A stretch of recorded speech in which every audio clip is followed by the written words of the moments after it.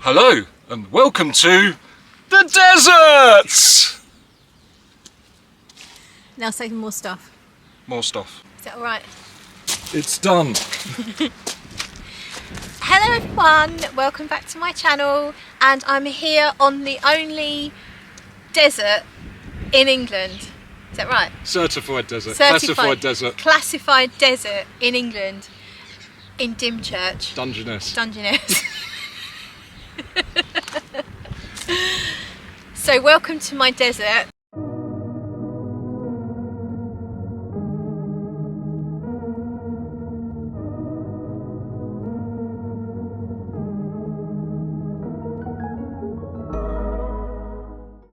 And I thought, well actually I didn't think, Pete thought that desert island fragrances would be a really good idea. And I thought that I would do it anyway. Hair clips are a good idea as Hair well, clips are apparently. a good idea. I didn't know it's going to be so windy. So we've got, I think six fragrances that I would take to a desert, which is this. But there's a sea, and I didn't think deserts had sea, but apparently they can. It's quite far though, it's a Farsi. It's a Farsi. Farsi's a language. Yeah, I was thinking about Persian. that, yeah. My dad's girlfriend speaks Farsi. Really? Yeah, she's Armenian. On that So- bombshell. Going off topic there. So what I thought about was fragrances that kind of are a bit tropical, because usually a desert island, because we're thinking desert island, would be a little bit tropical. So I've got some tropical ones, but also I thought about fragrances that I just love and don't want to be without. So that's what I've got. So we just get straight into it. I bet you hate that, do you?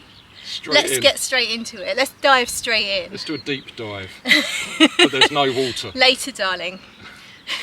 So the first one is not tropical. It's just one that I really love, and it is 31 Rue Cambon from Chanel, the Les Exclusives line. And this one I've chosen just because I really love it. It's a chypre style fragrance, but I call it chypre light, chypre for beginners, because it's a bit sweeter and almost floriental in style. So it's got ylang ylang, which I love. Ylang ylang is one of my favourite floral notes, and it has like a lemon bomb or a lemon sherbet kind of opening. Smell it. How do you smell a langa-langa without sounding pissed? How do you smell ylang ylang? How do you say? Just say ylang ylang. Langa-lang. Alang-alang. Alang-alang. Alang-alang. Oh shit. That's incredibly alang-alang like. Do you get a looks like a lemony, Yes. sherbety type from? I definitely get a sherbety Yeah, hint. yeah. And then as it dries down, it becomes more floral, but then you also get the typical chypre dry down, but very gently. So it's not like full on oak moss and patchouli and all of that stuff. It's kind of softened and light, but it's very strong, very long lasting. So this would last me an entire day in my desert, and that means that bottle would last me a while on my desert. Until you're rescued. Until I'm rescued by a handsome, tall seaman.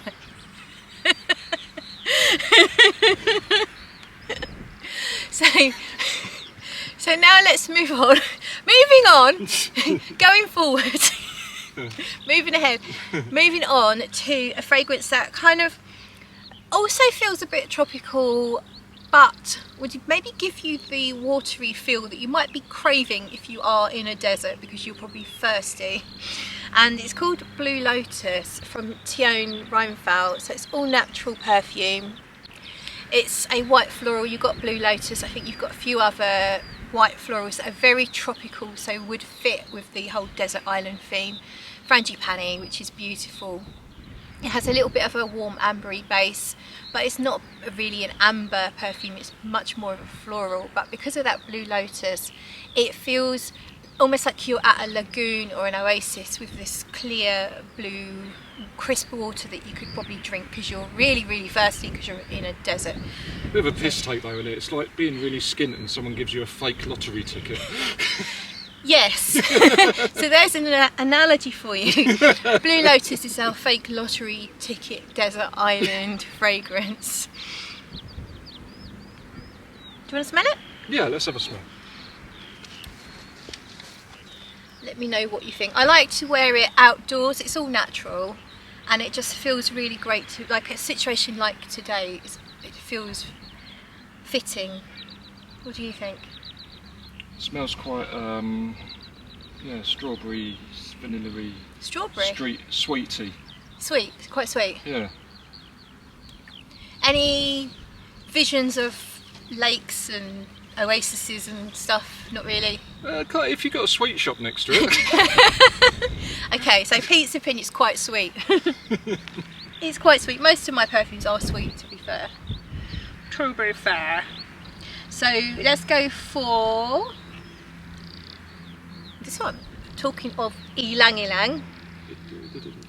Ylang Ylang Nosy Bee from Paris Monte Carlo. This is the one I take on holiday with me loads. I pretty much don't go on holiday unless I've got some of this with me because it's so tropical holiday feels. It's like a spicy, rich ylang ylang with a whole load of vanilla, but the vanilla feels really multifaceted and sort of spicy and woody, and it's just got its whole texture to it. It's not just completely like ethereal and airy. It's definitely got a bit of a thickness to it, a voluptuousness, and really, really natural, but very much a tropical fragrance. And smell it? Is it like how you like your men? Tropical. Rich and spicy. Rich. Oh, but you also said thick and voluptuous. Alright, well look, we've got one out of three. I didn't say which one. I didn't say twat on it. What do you think? That's really nice. You like that one? Very holiday-y. Yes, yeah. Very, it's almost like a happy smell. Yeah, I think so, yeah. So this is one I really really love. So it goes on every holiday with me, and also I wear it in like the deepest, darkest winter when I need to be reminded of sunshine and holidays and stuff. So that is Ylang Ylang Nosy Bee. This one, it's not a particularly holiday smell, but it's one I just don't ever want to be without. It's called Unspoken Musk from Francesca Bianchi. I wore this yesterday. Do you remember, Pete, yesterday I told you I was wearing a perfume. What did I say about it?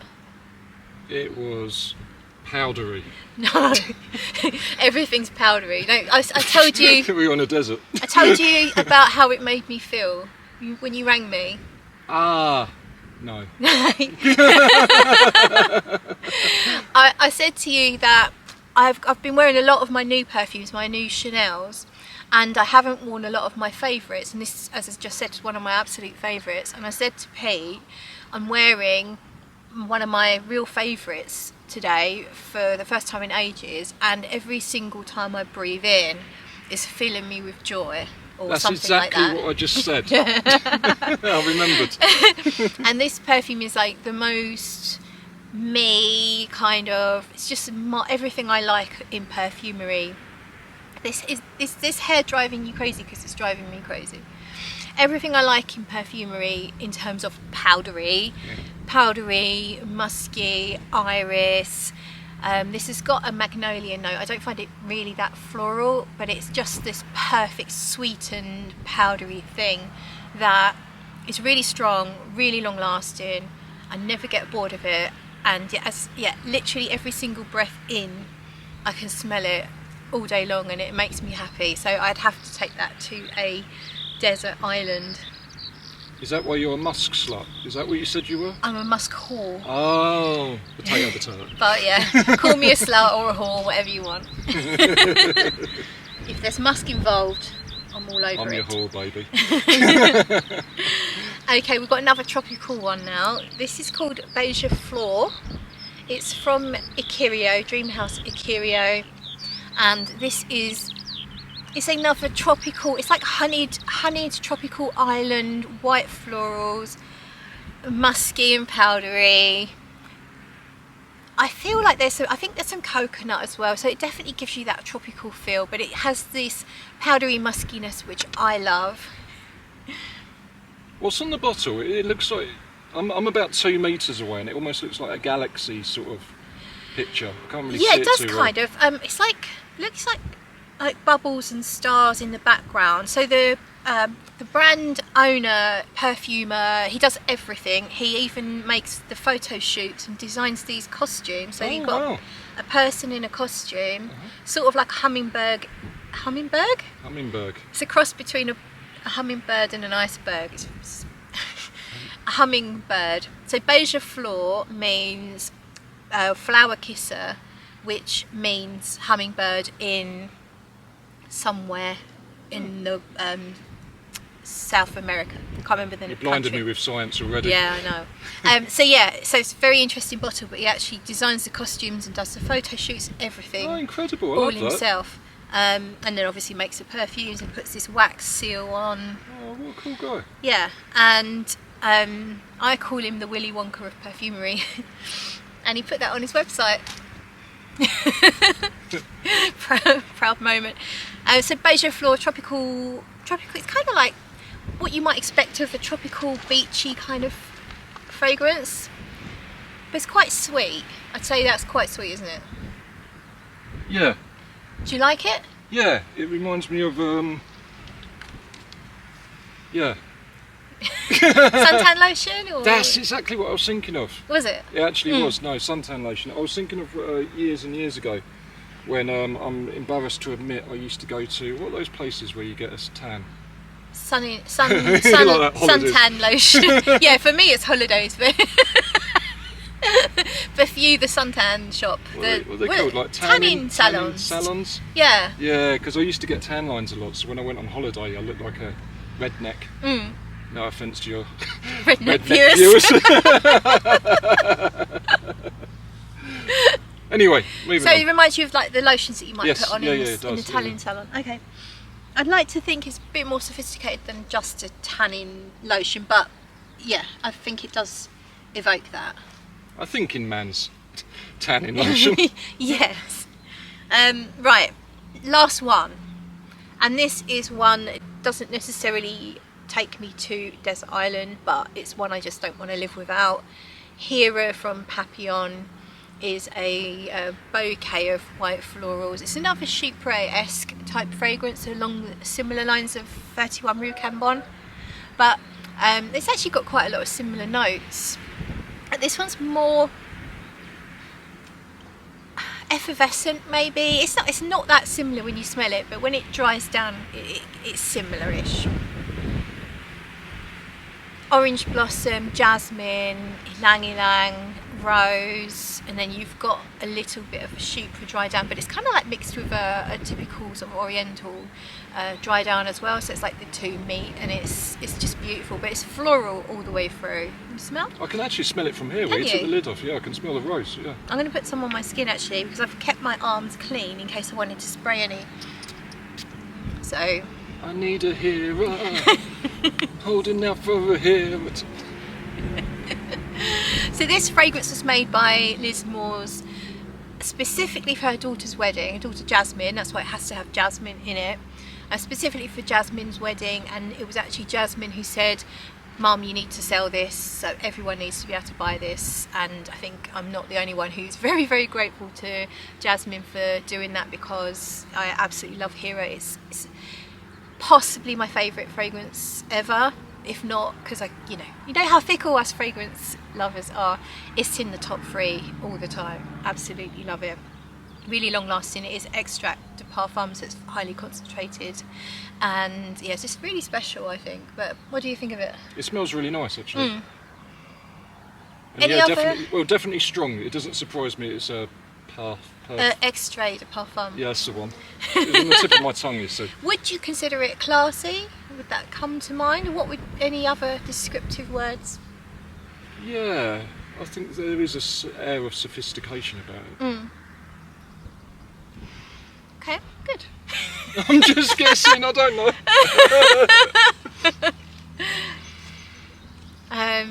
It does have a bit of powderiness as well, funnily enough. Yeah. Nice.